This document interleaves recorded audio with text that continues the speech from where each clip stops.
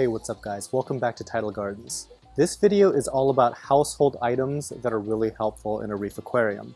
Now, originally I had about 10 or so, and the problem that I ran into was like some of them were so incredibly super obvious that it sounded dumb as soon as I said it. I'd like to split it up a little bit. I've got some household items that are actually kind of creative, and I've got a separate list of honorable mentions that are the super obvious ones.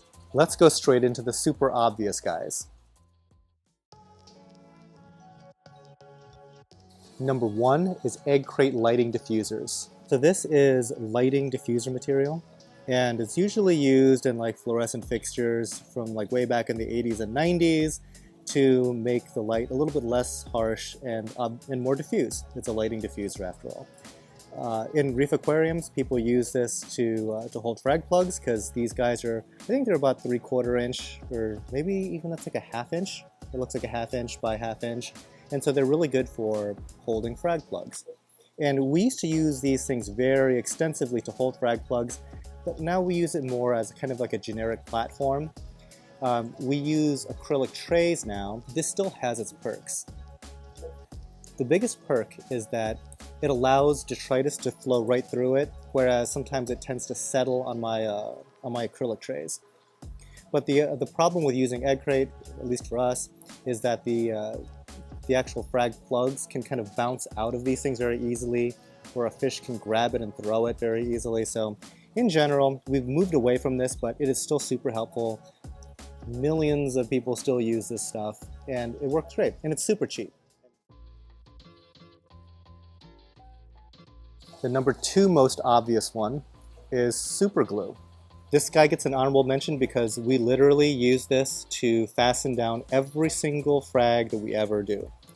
And it's not going to be on the top 5 list just because it's so obvious. It's gel super glue. What do you think it's going to do? It's probably going to glue something down, right? We get these things from, I think, Dollar General, or Dollar General? One of these like dollar stores anyway. And what was crazy was, or Dollar Tree, I think we get it all from Dollar Tree. And the problem that we were running into was we would clear these guys out of their inventory, and so the next time we go, sometimes there will only be like a couple there.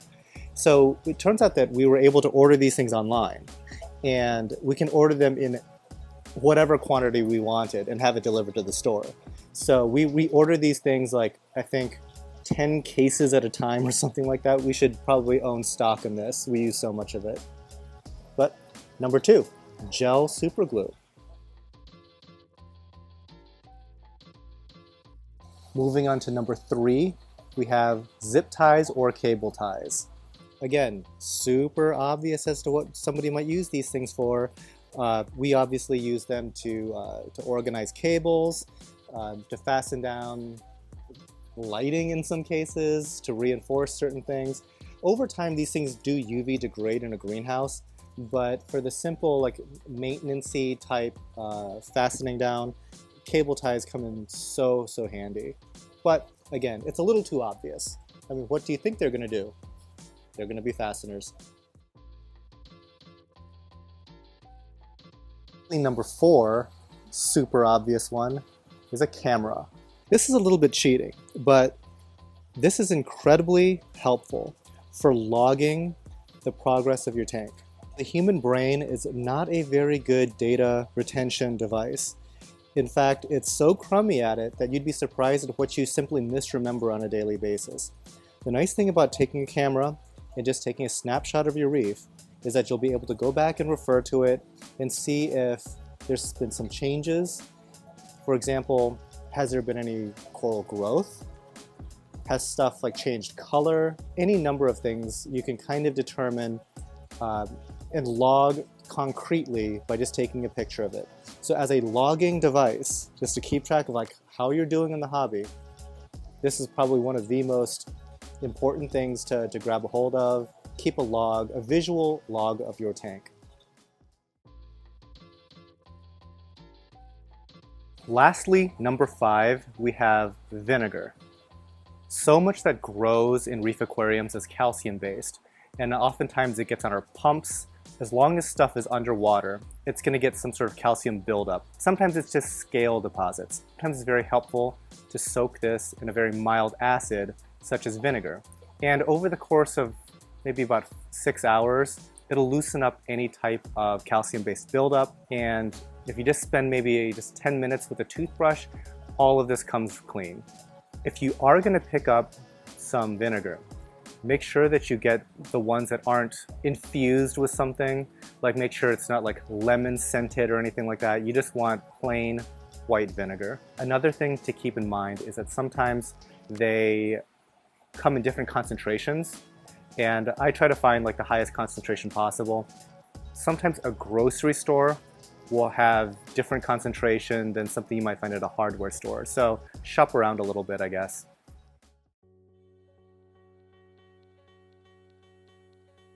Let's get into the ones that are actually a little bit less obvious.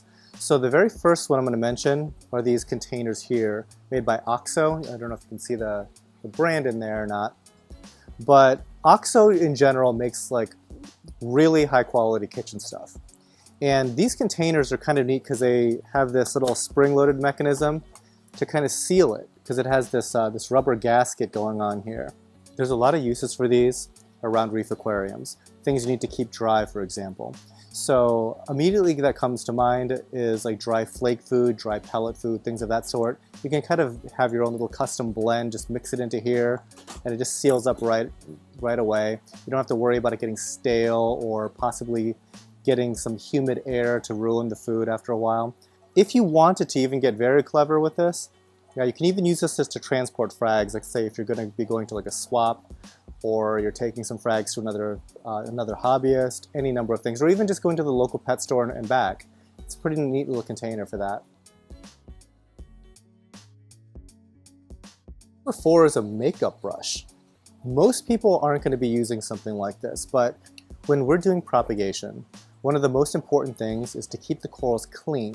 And that's going to be kind of like a recurring theme, at least a part of this list goes, because we've noticed that just being able to keep corals a little bit cleaner accelerates their growth rate. And we like to use really, really soft bristled makeup brushes to just use in our dips and things like that. We set the corals down in the water. We give a real gentle swirl around each polyp, and that dislodges some problematic algae. It closes the polyp but doesn't damage the polyp. So you're able to see if there's anything kind of like grabbing on. For example, with zoanthids, it can be very difficult to sometimes see things like nudibranchs or spiders or anything of the sort. So just kind of getting around there and closing the polyp gently and removing whatever pests you see is very helpful. Now the other thing is, even that, though it's not pest related, getting detritus away in between polyps, super helpful with one of these little makeup brushes. So definitely, if you haven't already rated your girlfriend or significant other's makeup containers, trust me, you'll want to steal this one. Okay, number 3. Again, going with the theme of cleaning corals. Sometimes you need something a little bit more aggressive than a gentle makeup brush to remove something. Perhaps there's like some calcium-based algae or something that's like encroaching on the flesh of, let's say, a stony coral, and you need to kind of scrape and dislodge. Or let's say you're trying to move an anemone, and its foot is wedged awkwardly into live rock. This sort of thing comes in very handy.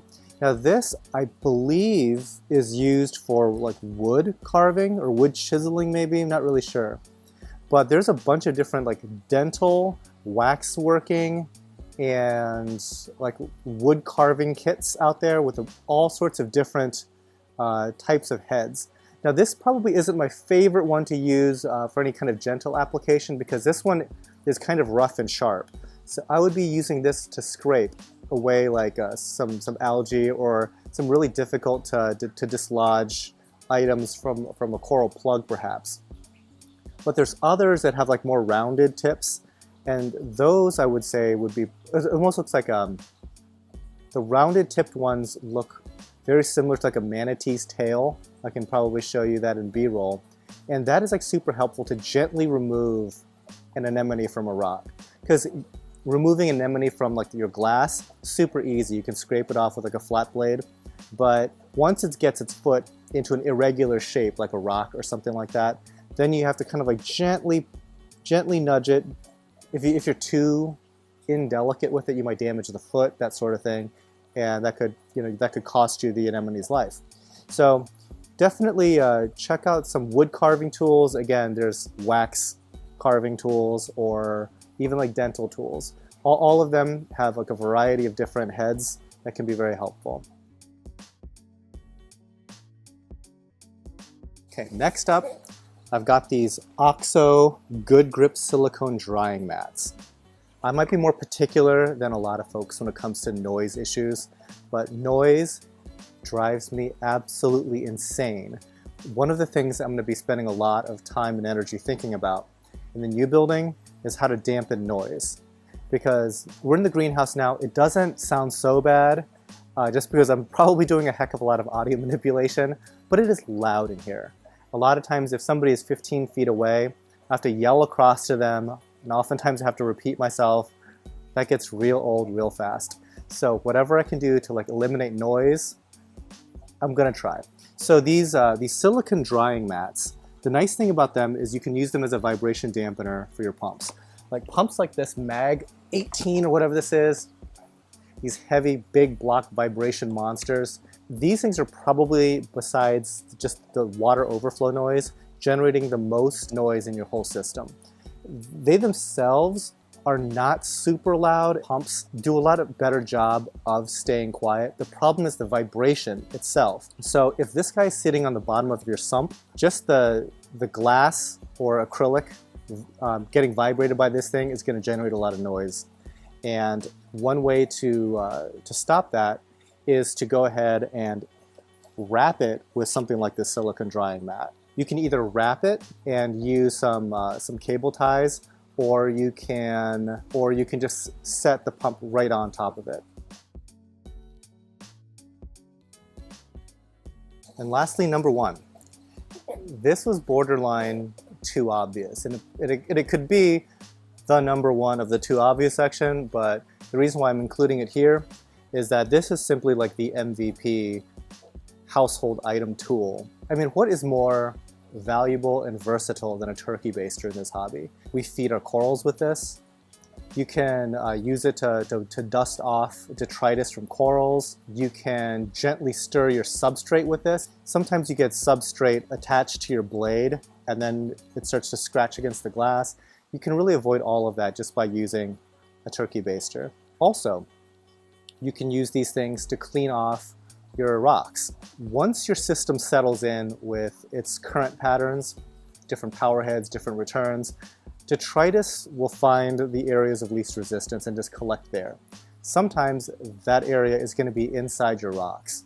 And so as a bit of routine maintenance, I like to get in there with a turkey baster and blow out the crevices and just dislodge all that detritus to a filter sock or just down into the sump where it will settle there, and then that can be siphoned out later, but just to get it out of the display tank and out of your rocks most importantly.